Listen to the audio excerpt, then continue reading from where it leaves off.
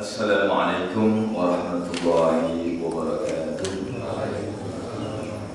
Alhamdulillah wassalatu wassalamu ala rasulillah wa ala alihi wa sahbihi wa mawala.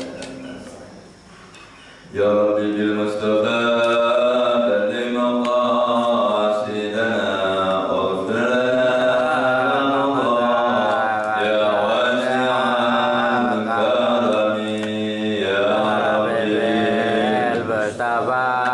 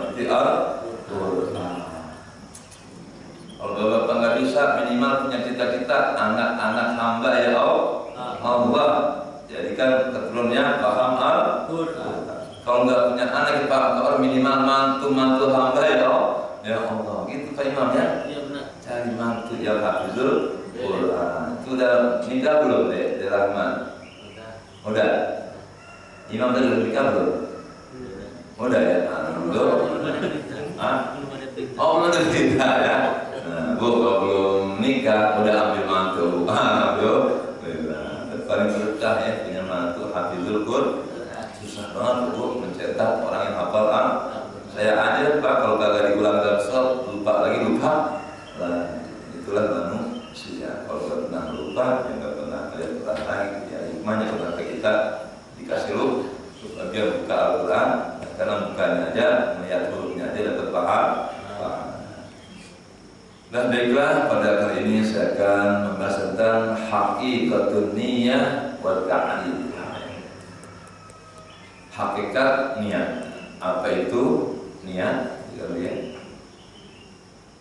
Kemudian nanti kita bahas hukum niat. Hukum niat, mahallul niat, tempatnya niat. Kalau kagak dikaji Pak, nggak tahu kita. Ya, orang kalau nggak ngaji Pak nggak bakal tahu apa itu niat. Nggak ada yang bisa jawab. Saya tanya, apa itu niat? Kan niat salah satu rukun di dalam sholat dalam haji ya, dalam ibadah. Apa itu niat? Nggak tahu Pak Ustaz ya. Jadi banyak umat Islam mengerjakan sesuatu karena apa yang kerjakan. Kira-kira kalau pekerjaan kita ya tidak dasar ilmu, itu tidak akan diterima oleh Allah Subhanahu wa Ta'ala. Untuk itu mari kita pelajari apa itu niat. Orang kadang-kadang dengan mudah saja bilang, udah niat, oh udah. Niat itu ada tingkatannya Bapak sekalian ya. Nah ya, Pak Imam ingin membangun masjid, tapi kagak punya duit, itu niat bukan? Bukan. Enggak punya duit, pengen bangun masjid apa? Niat itu Pak ya, kalau dalam fikih qasdus syai'i muqtarinan bil fi'li, menuju bermaksud melakukan sesuatu dibarengi dengan perbuatan. Itu niat. Kalau orang nggak punya duit sama sekali, kepengen bangun masjid, siapa juga bisa. Jadi ada persentasenya Pak. Ada hamun, ada azmun, ada khawatir. Nah, kalau orang yang nggak punya duit sama sekali, kepengen bangun itu khawatir, ya. Baru lintasan yang ada dalam pikiran. Nanti kalau saya punya duit, saya bangun masjid. Nanti. Nah, kalau Bapak mau sholat subuh, nanti saya sholat subuh nanti. Sholat belum? Yang namanya niat harus muqtarinan bil fi'li, berbarengan dengan perbuatan. Pak Imam punya duit 1 miliar, kepengen bangun masjid. Itu azmun namanya, atau hamun. Dan ini kemungkinan punya duit 1 miliar, ya, pengen bangun masjid. Itu pun belum tentu jadi.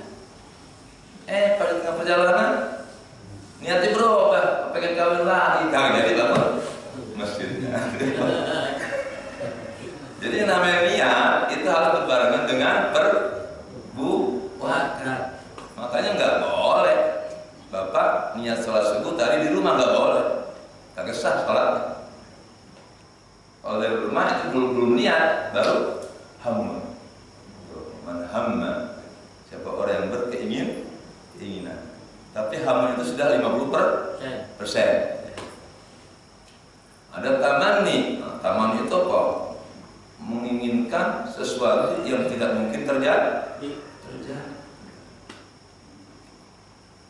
Jadi sekalian ya, apa itu niat sebenarnya yang membuat ibadah kita diterima atau tidak diterima. Bahkan dalam hadis innamal a'malu bin niyyat, itu kata Imam Syafi'i, hadis ini mengandung sepertiga agama.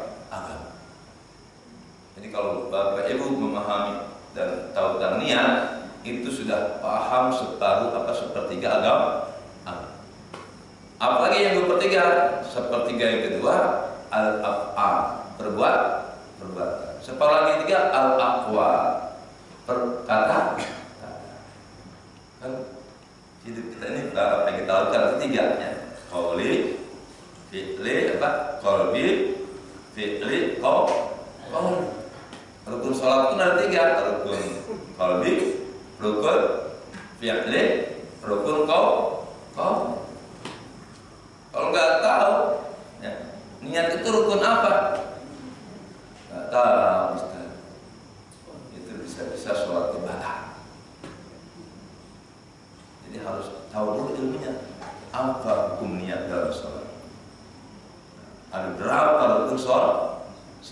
Kalau nggak tahu rukunnya, bisa jadi tadi apa? Dia tinggalkan. Ya, dia nggak tahu bahwa rukun itu rukun sholat. Bisa-bisa dia nggak rukun. Gitu loh ya. Kalau dia tahu, wah rukun. Kalau nggak dilakukan sholatnya batal, pasti rukun dia. Tapi kalau dia nggak tahu, nggak rukun juga nggak apa-apa kali ya. Begitu nanti, nggak baca Fatihah juga nggak apa-apa kali ya. Jadi ada keraguan. Makanya beribadah atas dasar ilmu. Jadi dalam ibadah ada rukun qalbi, rukun qauli, rukun fi'li. Dalam sholat ya, rukun qalbi apa? Yaitu niat. Berarti kalau kagak niat, kagak sah sholat. Wajib tuh niat.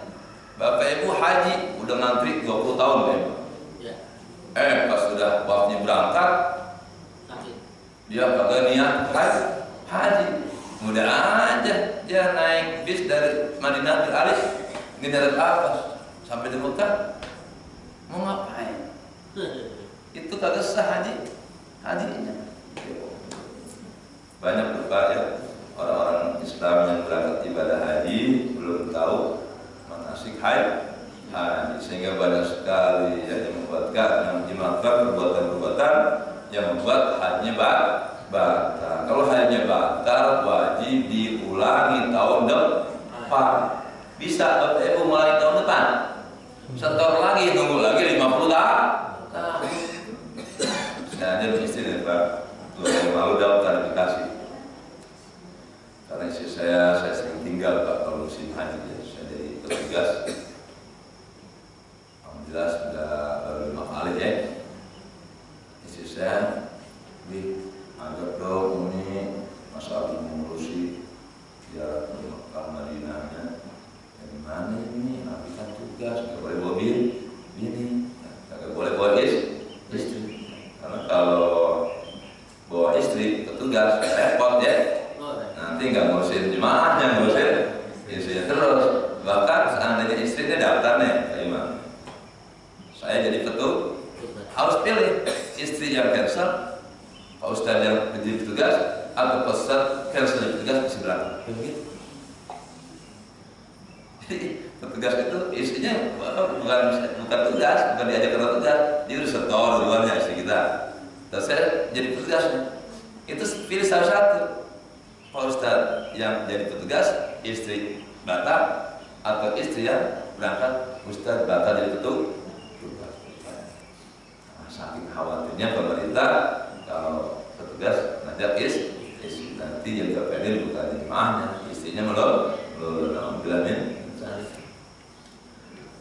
An-niyah lughatan, kita dalam mengkaji ilmu itu ya harus tahu apa definisi di sini.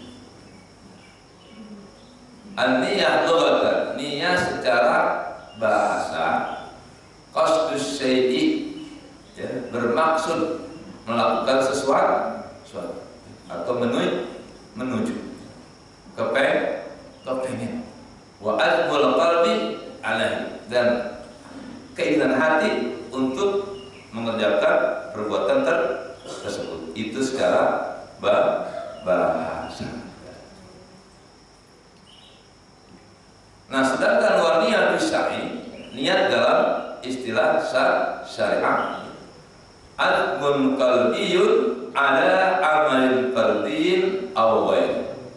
Niat adalah keinginan hati untuk melaksanakan suatu perbuatan, baik itu yang wajib maupun yang lainnya. sunnah dan mubah. Awadul qalbi ala amalin fardhan kana aw tatawuan, atau keinginan hati untuk mengerjakan suatu perbuatan baik itu fardu maupun sunnah. Wa hiya aidan al-irada al-muta'alliqah bil fi'li fil hali aw fil mustaqbal. Niat adalah keinginan hati yang berkaitan dengan suatu perbuatan yang hendak kita lakukan baik sekarang ataupun akan dan itu niatnya, keinginan hati untuk melaksanakan perbuatan baik yang sedang terjadi maupun yang akan terjadi. Hanya saja niat untuk perbuatan yang akan datang itu bukan niat sebenarnya. Baru apa? Hammun ya. Niat itu macam-macam, ada hammun, ada azmun, ada khawatir, tergantung presentasinya. Nah, kayak itu tadi sholat subuh ya. Usolli fardhu subhi rak'atain mustaqbil qiblati adaan imaman atau makmuman lillahi ta'ala. Kita udah berdiri. Niat itu kapan? Niat itu berbarengan dengan takbiratul ihram. Jangan sebelumnya. Jadi memasukkan niat ketika Allahu Akbar. Makanya ulama-ulama dulu takbirnya agak panjang, enggak Allahu Akbar. Kalau bisa agak masukkan niat. Dan lafaz sholinya itu sunnah, boleh dibaca, boleh enggak. Kenapa sih ulama-ulama dulu lafaz niatnya diajarkan, terutama kepada anak-anak kecil? Sholat maghrib, sholli fardhu maghrib salasa rakaat. Itu lafaz niat, bukan niat itu, lafaz niat. Bedakan antara niat dengan lafaz niat. Beda loh Pak, niat dengan lafaz. Antara Allah dengan lafaz Allah beda kan?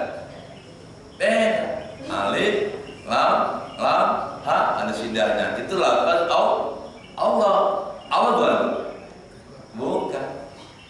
Ustaz Imam, I-M-A-M itu tulisan. Pak Imam bukan? Bukan.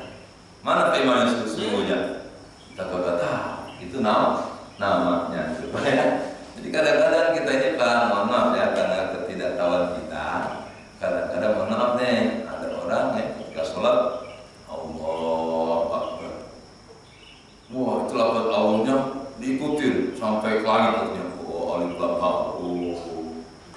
Bukan itu Allah, itu lafaz Allah. Beda antara lafaz dengan hakikat. Nah, ketika niat pun bukannya usolli fardhu subhi rak'atain, bukan. Tapi keinginan kita untuk melaksanakan sholat subuh. Dalam niat harus jelas sholatnya sholat apa, berapa rakaat. Ini sholatnya sholat apa? Tunai apa? Qadha. Berapa rakaat? Jadi imam apa jadi makmum? Kalau makmum enggak niat jadi makmum, ya batal jamaahnya. Kalau imam enggak niat jadi imam, sah sholatnya. Tapi kalau bapak ibu sholat jadi makmum, tapi bapak enggak niat ikut imam, itu tetap munfarid. Walaupun jogrogannya, bahasa Betawi jogrogannya apa? Orangnya ikut berjamaah. Karena bisa jadi ketika imamnya kurang baik bacaannya, ada orang ketika sholat niatnya misalkan diri ya, jadi kagak jamaah, munfarid. Makanya begitu ya afiknya ulama-ulama dahulu ya, sehingga mau sholat pun diapalin lafaz niatnya. Kalau orang yang sudah paham bahasa Arab, antara lafaz dengan niat bisa bareng. Contoh saya ketika baca Quran Pak, nggak perlu terjemah. Bahkan ketika imam tadi baca, saya udah paham. Ya, saya sudah paham. Kalau yang belum paham kan pasti Alhamdulillahirabbil alamin. Masih kosong tuh apa yang dia baca. Baru dia terjemahin. Segala puji bagi Allah Tuhan semesta alam. Belakangan kan. Kalau orang sudah mengerti Al-Quran, itu antara lafaz yang dibaca dengan makna. Kayak orang yang sudah pintar nyupir Mas Imam. Kalau belum pintar nyupir, dia masih mana gas ya, mana rem ya. Jadi matanya ngeliatin gas, tenaga kan. Tapi kalau sudah ahli kan, udah itu kaki kagak berpikir mana rem mana, kopling mana, gas otomatis. Berselih pada ketika soalnya saya dari niat. Ketika saya melafazkan berselih pada suri, artinya saya niat Allah. Tapi yang belum paham itu berselih pada suri, belum tentu niat. Karena dia nggak paham apa yang dibaca.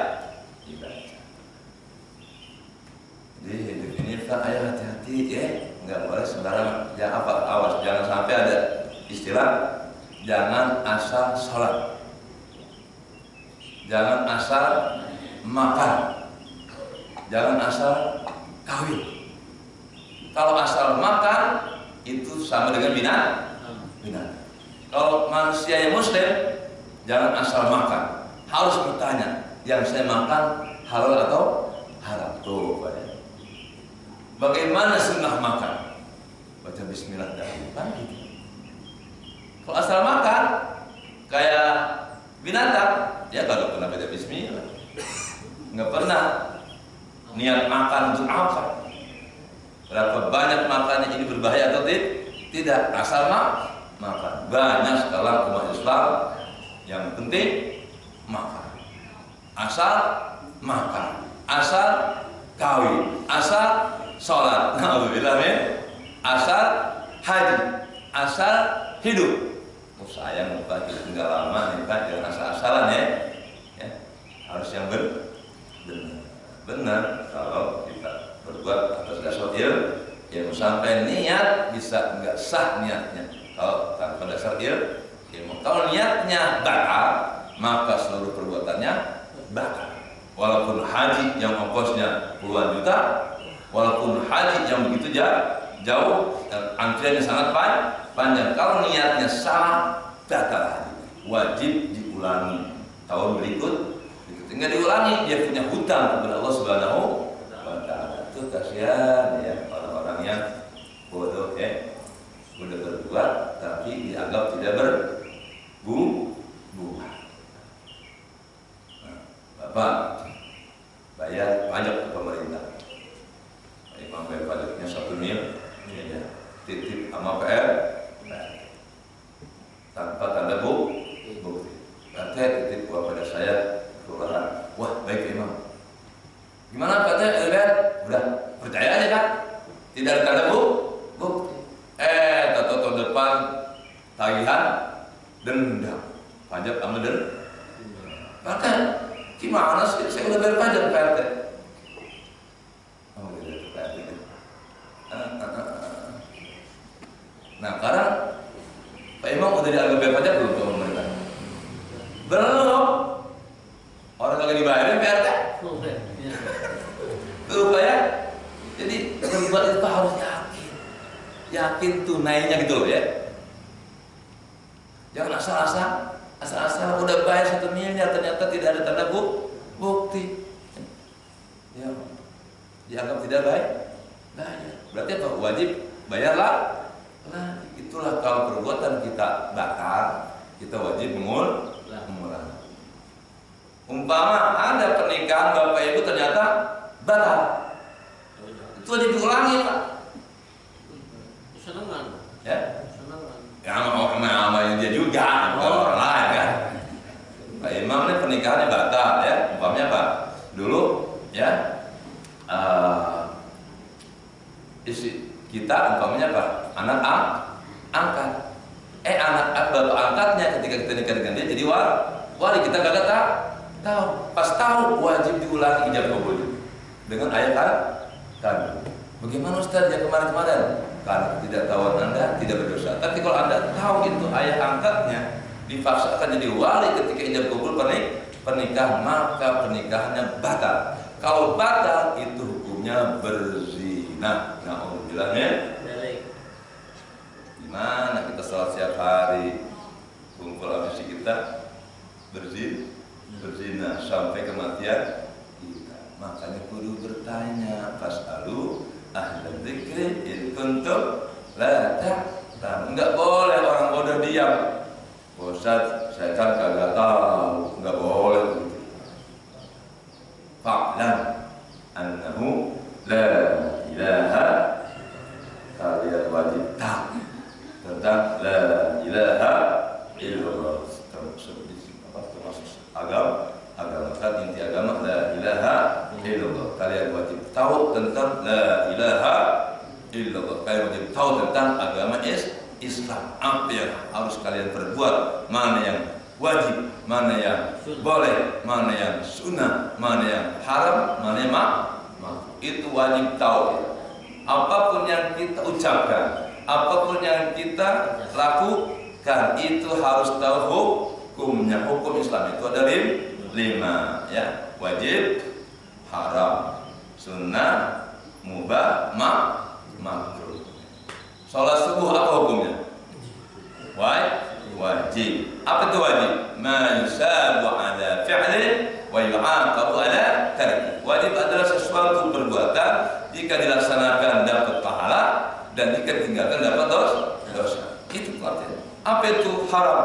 Sebaliknya, ma yusabu ala tarki wa yu'aqabu ala fi'li. Haram adalah suatu perbuatan jika dilakukan berdosa, jika ditinggalkan berpahala.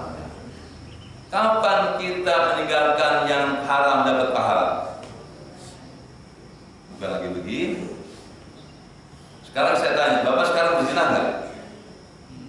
Berzina enggak? Enggak kan? Dapat pahala meninggalkan berzina enggak? Enggak. Dapat pahala itu ketika di depannya udah ada awewe gelis. Ada keinginan dan kemungkinan akan terjadi. Kalau lagi sholat begini mah nggak mungkin berzina. Orang nggak ada apa-apa di depan kita. Dapat pahala meninggalkan berzina ketika Bapak di kamar hotel. Udah duaan. Kayak Nabi Yusuf sama Zulaikha. Tuh, itu udah kemungkinan 100% bisa terjadi perzina. Ketika ada wanita ngajakin, Mas Imam, Mas, ayah dong. Enggak. Nah, itu pahalanya bisa tuh, Pak. Tapi kalau sekarang enggak, Ustaz sih nggak berzina. Dah orang kagak ada pasangannya untuk berzina. Ketika kita sudah megang pisau, ini ada saudara kita, karena emosi kita, gue bunuh. Nah, kalau karena niat terbunuh, niat bukan? Bukan. Ya. Niat itu kan. Nah, ini saudara kita utang nggak bayar ditagih susah. Kita bawa senjata, tembak kalau perlu pakai utang. Oh, kalau kita mampu menahan pembunuhan ya, dosa, takut sama Allah, itu pahala. Ini sangat besar. Tapi kalau orang ya kagak ada pahala meninggalkan perzinahan pada subuh ini, meninggalkan pembunuhan. Karena kita tidak berada pada kondisi memang bisa membunuh. Istilah Pak ya, kalau kita tahu ilmunya, oh gitu ya, yang dapat pahala itu niatnya. Ya, kalau emang kemungkinan besar adalah tahu. Kalau enggak, persentasenya hanya 5%, belum niat itu. Punya duit 10.000 pengen bangun masjid, bukan niat itu. Masih angan, masih cita. Nah, cita-cita terbagi dua, ada litamani, ada taraji. Yang mustahil terlaksana dan yang mungkin itu taraji. Punya duit 500 juta. Nah, itu juga belum tentu niat. Itu baru hammu, keinginan. Nah, niat itu sudah kira-kira 75% ya. Udah punya 1 miliar, udah rapat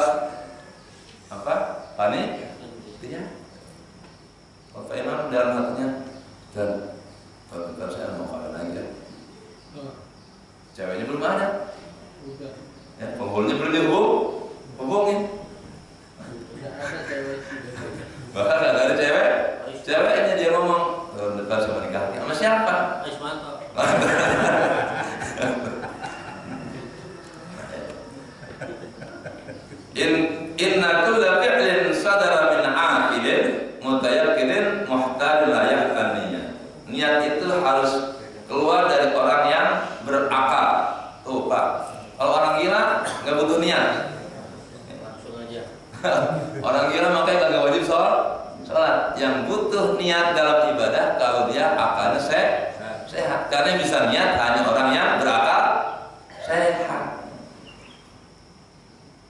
Mutayaqqinin yang sadar, bangun kalau dalam keadaan tidur. Pagi tidur dia niat gak bisa. Muhtarin ya, dan punya pilihan. Layak aniyah pasti tidak kosong dari ini. Sawa'un akana min ibadat aw min kubairil adat, sama saja baik itu ya perbuatan yang memang bernilai ibadah ataupun yang bernilai adat. Maka itu bukan ibadah, adat, kebiasaan. Nah, makan perlu niat nggak? Wajib nggak? Enggak. Kalau yang makan, minum, tidur itu hukum niatnya sunnah. Umpama nggak niat, nggak dosa, tetap makan. Tapi kalau sholat, haji, puasa itu wajib nih niat. Kalau gak niat, kata ibadah. Tapi kalau makan, minum, tidur, enggak niat pun enggak apa. Kalau kepengen tidur dapat pahala, niatkanlah. Apa niat tidur? Ya Allah, pada malam hari ini saya tidur agar nanti malam bisa bangun tahajud. Tuh, itu perbuatan mubah yang asalnya enggak ada pahalanya, dengan niat yang baik jadi berpahala. وذلك الفعل متعلق الأحكام الشرعية التكليفية من الإيجاب والتحريم والندب والكراهة والإباحة. Perbuatan niat itu ya, tergantung dengan perbuatan syariat, hukum-hukum syariat yang 5: wajib, haram, sunnah, makruh, mubah. Wa ma khala an niyyah fa huwa fi'lun ghafilun. Perbuatan yang kosong dari niat itu perbuatan yang sia-sia. Tidak ada nilai pahalanya di hadapan Allah Subhanahu. Bapak makan aja nggak ada pahalanya. Tidur aja satir nggak ada pahalanya. Tapi agak dosa karena waktu makan, minum, tidur mubah. Kenapa Pak? Makan boleh, tidur boleh aja. Kalau bapak nggak tidur dosa nggak? Ada. Bapak ibu nggak makan dosa nggak? Enggak. Bapak ibu kagak minum dosa nggak? Enggak. Sesuatu yang mubah dikerjakan ataupun ditinggalkan boleh saja, nggak ada pahala, nggak ada dosa. Tapi kalau diniatkan untuk kebaikan, jadi berpahala. Jadi niat, tergantung niat. Ngaji, kalau ngaji apa hukumnya? Mencari ilmu wajib. Kalau nggak dilaksanakan dosa. Berarti sekitar sini nih yang nggak datang ke masjid pada hari ini berdosa. Karena menuntut ilmu itu wajib, bahkan lebih wajib daripada sholat, daripada haji. Al-ilmu qabla amal. Ilmu dulu baru amal. Nggak bisa amal dulu baru ilmu. Amalnya sia-sia. Ilmu dulu baru amal. Amal pun masih sia-sia kalau tidak niat. Niatnya pun sia-sia kalau bukan karena Allah Subhanahu wa ta'ala. Ya Allah ya. Jadi ibadah itu jangan kira gampang, Pak.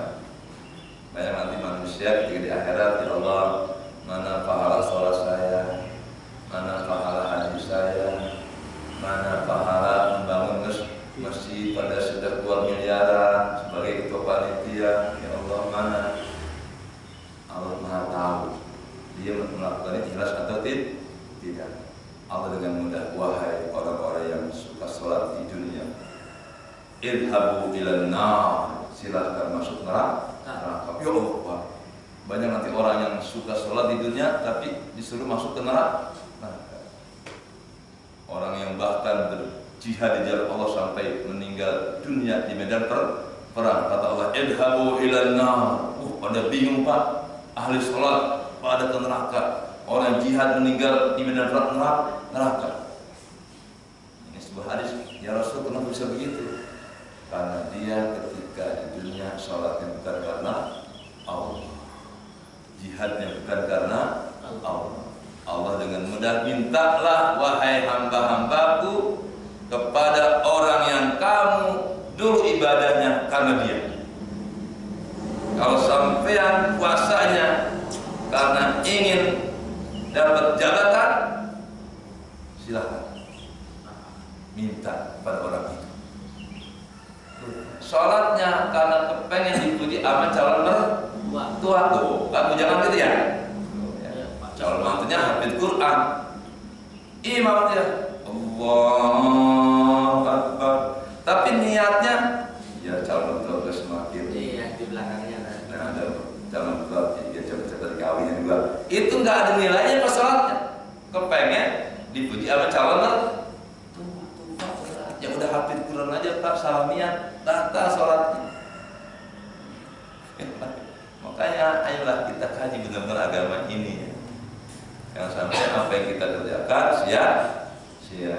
Fagolman bighairi ilmin ya'malu a'maluhu mardudatun la tuqbalu. Pokoknya setiap orang yang beramal tanpa ilmu, amalnya sia-sia. Itu orang bodoh beramal sia-sia. Bagaimana orang sudah punya ilmu kalau dia amalin? Ada lagi dalilnya. Fa'alimun bi'ilmihi lam ya'malan mu'adzabun min qabli ubadil wasan. Orang berilmu enggak mengamalkan ilmunya akan disiksa oleh Allah lebih dahulu daripada penyembah berhala. Pas sudah ilmu, Pak, amalin. Kalau diamalin itu siksaannya lebih dahulu daripada penyembah berhala. Orang kafir belakangan, orang berilmu itu yang kagak ngamal ilmunya belum besar. Enak menjadi orang kafir, bukan begitu pengertiannya ya. Orang beriman kan punya ilmunya kagak dia amal dia sudah tahu sholat itu wajib, kagak sholat itu disiksa tuh orang beriman. Bakal lebih dahulu daripada penyembah berhala. Siksaannya aja dahuluan, tapi tidak abadi, diangkat ke surga. Gitu loh ya. Karena kalau nggak jelasin Pak, bisa salah pengertian. Waduh, orang berilmu nggak ngambil ilmunya disiksa lebih dahulu daripada penyembah berhala. Enakan orang kafir ya. Orang berilmu lebih dulu. Berarti kan kayaknya lebih jelek orang berilmu tidak mengamalkan ilmunya, bukan begitu. Tetap orang berilmu yang tidak mengamalkan ilmunya akan disiksa lebih dahulu dari penyembah berhala. Tapi setelah dosanya habis, masuk ke surga. Kalau orang kafir mah tidak ada harapan masuk ke surga. Gitu Pak ya. Jadi kalau tahu ilmunya, jadi Pak, orang pada tahu ilmunya Pak, cukup bulat. Haji ribet banget. Pada tahu ilmunya, nyupir bagi yang belum bisa, gimana Ustaz? Pas saya bisa, gini aja. Jadi dengan ilmu itu Pak, yang sulit jadi mudah, yang jauh jadi dekat, yang berat jadi ringan. Itu dengan ilmu. Sholat subuh nih, bagi orang yang sudah tahu ilmunya, ringan Pak. Tapi bagi orang yang nggak tahu ilmunya, bahkan nggak pernah sholat, punya istri kalau pernah sholat Pak Imam, dibangun sholat subuh, berantem. Bisa-bisa bubar ke rumah pulang pulang lagi cari lagi. Fa'idza sadara fi'lu min ghairi aqil, apabila perbuatan itu muncul dari seseorang yang tidak sehat akalnya, mutayaqqidin, tidak sadar dalam keadaan tidur atau dalam keadaan mabok, pingsan, Yang kana min majnunin, sebagai contoh perbuatan itu keluar dari orang yang gila, aw nasin atau orang yang lupa, aw muhtin atau yang salah, aw mukra atau dipaksa, fa innahu lagin, maka perbuatannya itu sia-sia. Anak kecil bapak paksa untuk sholat, dapat pahala kata anak kecil, dan dia melaksanakannya dalam keadaan keterpaksaan. Sesuatu perbuatan yang kita lakukan karena terpaksa tidak ada pahala. Bapak datang ke sini sholat berjamaah terpaksa karena kata bininya, kalau papa kata sholat subuh jamaah, pokoknya nanti malam batal. Wah, akhirnya Mas Imam, ya dan Mas saya sholat ya, itu nggak ada pahala. Karena dia sholat atas paksaan istrinya. Jangan dipaksa Mas Imam ya. Sholat subuh lillahi ta'ala. Pas sudah sholat pulang, benar Pak, sholat subuh. Iya Mak, Mama belum percaya. Mama pengen telepon ketua DKM-nya, Pak Helm. Oh mantap, sampai diteleponnya, Pak Haji, benar Mas Imam sholat subuh tadi? Enggak, saya nggak melihat. Waduh Pak, Mana itu sholatnya? mana sholatnya? Jadi Pak, ibadah ini Pak benar-benar kita kenapa ibadah perlu niat, perlu kesadaran, tekad yang bulat lillahi ta'ala. Kalau sudah lillahi ta'ala Pak, tenang, plong, ya, dipuji orang ke, dihina ke, kagak. Tapi kalau lillahnya kurang Pak, kagak ikhlas. Kita sholat subuh kepengen dipuji sama tetangga masjid. Wah mungkin sorba, gimana ya? Tentu nggak ada yang muji, sholat masjid lagi ya. Tuh ya, orang riya itu Pak. Ketika banyak orang dia beramal, ketika ada yang melihat atau nggak ada yang muji. Ada remaja, ada yang bagus. Allahu Akbar, Allahu Akbar. Dia kepengen dipuji calon pas sudah ajan dia silaturahmi pada calon mertuanya kan bikin masjid diam-diam aja. Apa aja buat indah-indah. Nyata calon mertua gue diam aja. Hampir sebelum mas aja tuh ya. Jadi orang kalau beribadah karena manusia itu apa? Akan terputus suatu saat. Bersedekah ingin pujian manusia. Wah, dompetnya merah, hijau, biru, coklat. Wah, semuanya yang lainnya yang 2000. Wah, dia cepet diambil. Itu ketika ada orang, coba dapatkan ada orang. Saya harus paling Kotak itu jarang banget Pak yang 100.000. Nah, jadi disinilah Allah Maha tahu kita ini ikhlas atau tidak beramal. Ya, maka harus kaji apa itu ikhlas. Padahal apapun yang Allah perintahkan tidak akan diterima kecuali dengan ikhlas. Wa ma umiru illa ya'budullaha mukhlishina lahu din. Tidaklah kalian diperintahkan kecuali atas dasar lillahi ta'ala. Orang kalau ilah Pak sakit aja nikmat. Miskin enak. Itu orang kalau ikhlas lillahi ta'ala. Ini sebagaimana Abu Darda dalam sebuah ungkapannya, uhibbul faqra, aku lebih cinta miskin.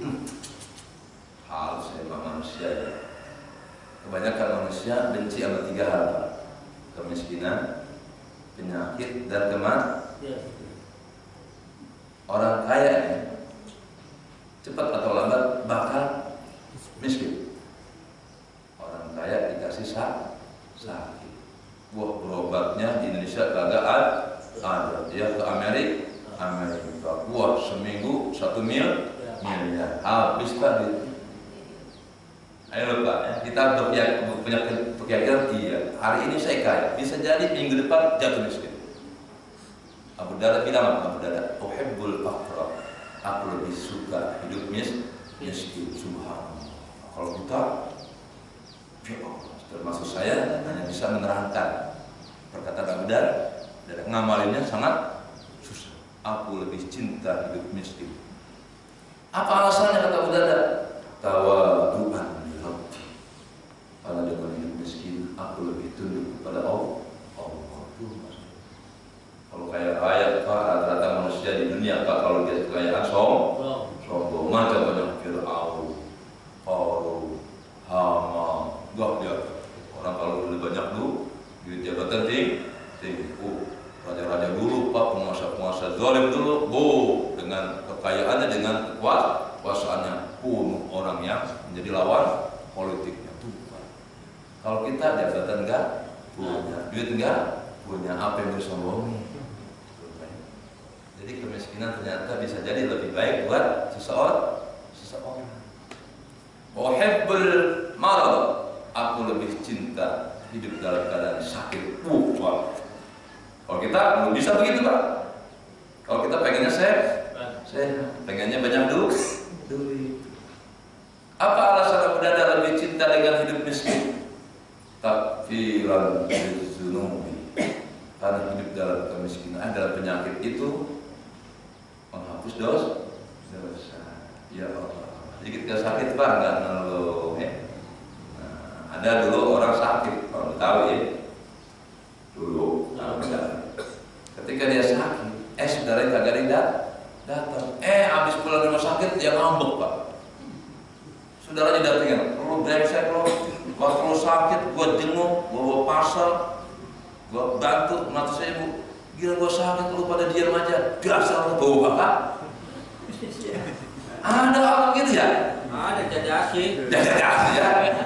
Jadi asli biasanya orang sini. Lagi sakit ngancem Pak. Lagi sakit ngancem. Ya ntar kalau gua sehat, brengsek tuh. Pak Imam dulu waktu dia sakit, gua jemaah, gua undang biar ngejenguk. Gua iuran, tapi dapat 5 juta, gua bikin parcel. Pas gua sakit, dia kagak nongol, dasar gua Pak. Lagi sakit mikirin bisa mati berdiri Pak. Pak Imam mah ikhlas-ikhlas aja. Pas datengin, Pak Imam, ente kok curang sih? Waktu dia sakit kan dapat, kenapa anak sakit dia tahu? Nah, emangnya sakit? Kagak tahu Pak Imam dosa nggak Pak Imam gitu? Kan orang kagak tahu. Pura-pura kagak tahu. Emang nggak ada apa lucu ya orang kita ini ya. Lagi sakit dibawain parcel. Aneh apa ya? Lagi sakit, jemaah bawa parcel, apel, anggur. Tahuan penyakitnya emak. Nggak boleh makan parcel. Kenapa nggak kemarin? Pas lagi saya sehat, boy. Bu. Kalau ke Pak Ustadz, jangan pas lagi sakit, bawain parcelnya.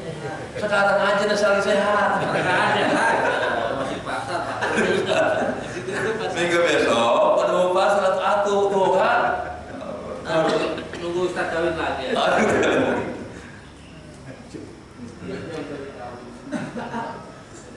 Wa amma idza kana fi'lu min al-af'al al-'aliyah, adapun apabila perbuatan itu perbuatan yang bukan yang ibadah, bukan yang hal yang wajib, tapi ada kebiasaan kita, al-aklis, makan, wasrbi minum, wal qiyam, wal qu'ud, duduk itu hukumnya Pak, boleh-boleh aja, boleh berdiri, boleh duduk. Ngaji boleh enggak berdiri?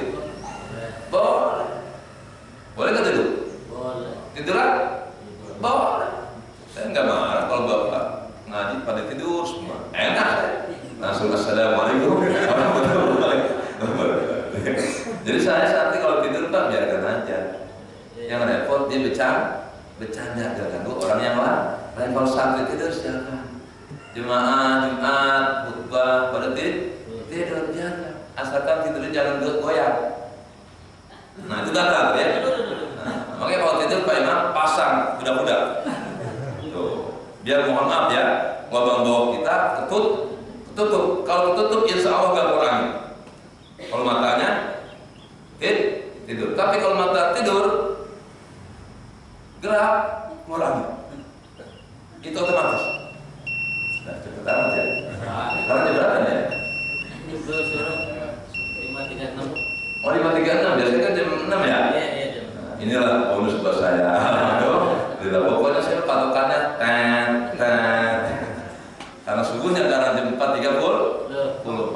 seperti ngajinya jam 5.30. Kenapa? Aturan mainnya seperti itu. Kalau mau robah tuh tet-tet besok jam 6. Kebetulan saya mau ada ke pesantren ya, ada yang di Mesir, kepengen apa SMS, Abi bikinin apa, kirimin dong sambal terasi. Wah, rupanya di Mesir susah sambal terasi, jadi pengen dipakai ke sambal terasi. Nah kata kita, masa ke Mesir tidak pakai sambal terasi doang kan? Lain-lainnya, dibeli ini, jadi banyak bagaimana? Itulah anak ya, sama anak itu orang tua dan kakek hitung. Anak sama orang tua kayak itu nggak ada untung untung aja walaupun rugi secara amat. Jadi apalagi Allah kepada hambanya. Allah itu kalau ngasih kepada kita Pak kagak itu apa yang dihitung oleh Allah. Mas Imam dikasih kekayaan Allah kepengen apa? Enggak. Kalau Mas Imam ngasih saya ada itu hitungannya. Ustaz ini 500 juta tanah RT 100 meter. Kalau manusia tuh ngasih sesuatu ada imbalannya. Pak Imam baik banget, 1 miliar dikasih duit. Udah surat tanah Pak Ustaz ya. Ya demikianlah, mudah-mudahan kajian kita ini menjadi ilmu yang bermanfaat. Amin ya rabbal alamin. Al-Fatihah. A'udzu billahi minasyaitonir rajim. Bismillahirrahmanirrahim. Alhamdulillahirabbil alamin. Ar-Rahmanir Rahim. Maliki yaumiddin. Iyyaka na'budu wa iyyaka nasta'in. Shiratal mustaqim. صراط الذين أنعمت عليهم غير المغضوب عليهم ولا الضالين. آمين يا كريم. اللهم انفعنا بما علمتنا وعلمنا الذي ينفعنا. ربنا زدنا علما وارزقنا فهما والحمد على كل حال. وصل على سيدنا محمد والحمد لله رب العالمين. السلام عليكم ورحمة الله وبركاته. Alhamdulillah, demikian Ustaz kita pagi ini, dan untuk melengkapi kita masuk sesi tanya jawab sampai jam 6, dan kami beri kesempatan kepada sebelah kanan saya. Ada yang bertanya? Ya. Ibu-ibu ada yang bertanya? Nggak ada. Sebelah kiri? Nggak ada. Tidak ada yang bertanya.